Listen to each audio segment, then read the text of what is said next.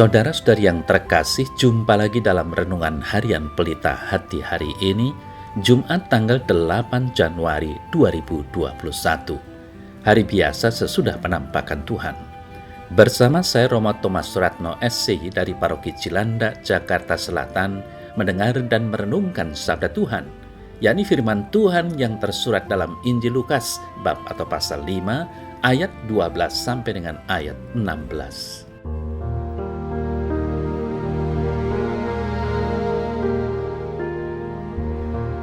Pada suatu kali, Yesus berada dalam sebuah kota. Di situ ada seorang yang penuh kusta. Ketika ia melihat Yesus, tersungkurlah ia dan memohon, "Tuan, jika Tuan mau, Tuan dapat mentahirkan aku." Lalu Yesus mengulurkan tangannya, menjamah orang itu dan berkata, "Aku mau, jadilah engkau tahir." Seketika itu juga lenyaplah penyakit kustanya.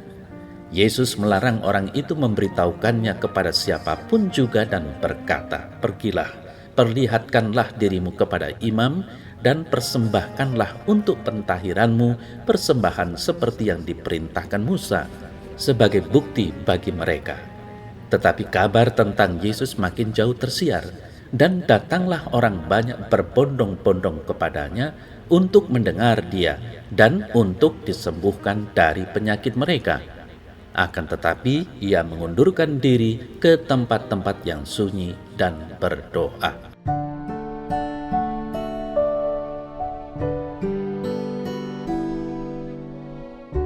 Saudara-saudari yang terkasih, sakit merupakan salah satu penderitaan manusia.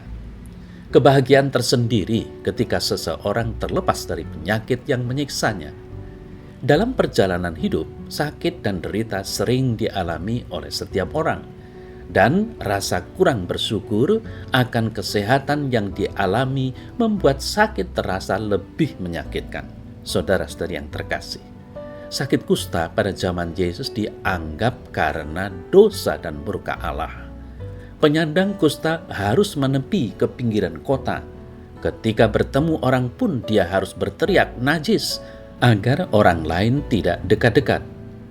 Dapat dibayangkan betapa berat beban psikologis dan emosional yang harus ditanggung oleh orang-orang kusta itu. Kita sadar bahwa dosa itu adalah suatu penyakit spiritual. Faktanya, dosa itu dapat memisahkan kita dari sesama manusia dan mengasingkan kita dari Allah. Namun, saudara-saudara yang terkasih, seperti dalam warta Injil hari ini, orang kusta tadi sangat percaya bahwa Tuhan Yesus adalah Tuhan yang penuh kuasa. Yang menjadi masalah baginya adalah apakah Tuhan Yesus mau menyembuhkan dia atau tidak. Oleh sebab itu ia berkata, "Tuan, jika Tuan mau, Tuan dapat mentahirkan aku."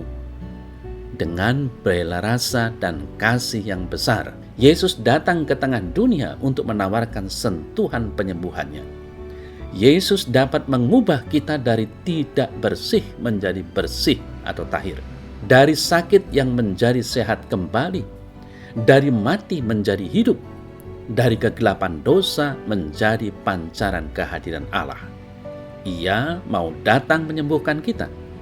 Darah yang dicurahkan dari lambung Yesus memiliki kuat kuasa untuk menyembuhkan kita jika berseru seperti si kusta, "Tuan, jika Tuan mau, Tuan dapat mentahirkan aku." Saudara-saudari yang terkasih, apabila dulu Tuhan Yesus selalu berbelas kasih dan menginginkan kesembuhan pada seorang yang sakit dan menolong mereka yang menderita, maka sekarang dia juga masih tetap akan sama, dan dia tetap mau menyembuhkan dengan belas kasihnya seperti yang dilakukan terhadap orang yang sakit kusta itu. Lalu Yesus mengulurkan tangannya, menjamah orang itu dan berkata, "Aku mau, jadilah engkau tahir." Seketika itu juga lenyaplah penyakit kustanya. Lukas 5 ayat 13.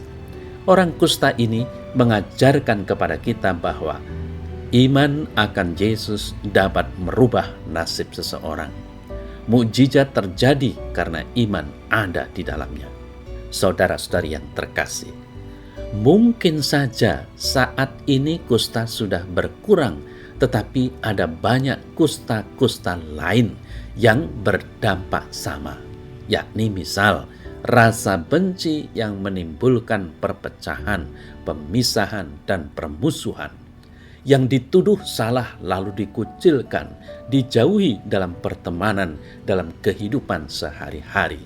Kemiskinan membuat kelompok tertentu tersingkir dan kelompok yang lain merasa diri terberkati.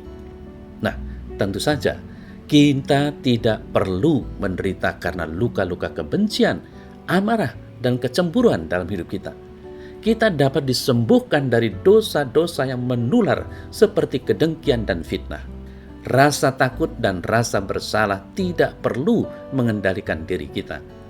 Yesus telah mengampuni kita dan menawarkan damai sejahtera dan hidup baru dalam dirinya.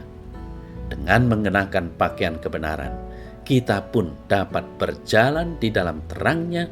Ini adalah pesan pengharapan yang sejati bagi kita semua yang telah dipilih Yesus sebagai para pengikut atau muridnya.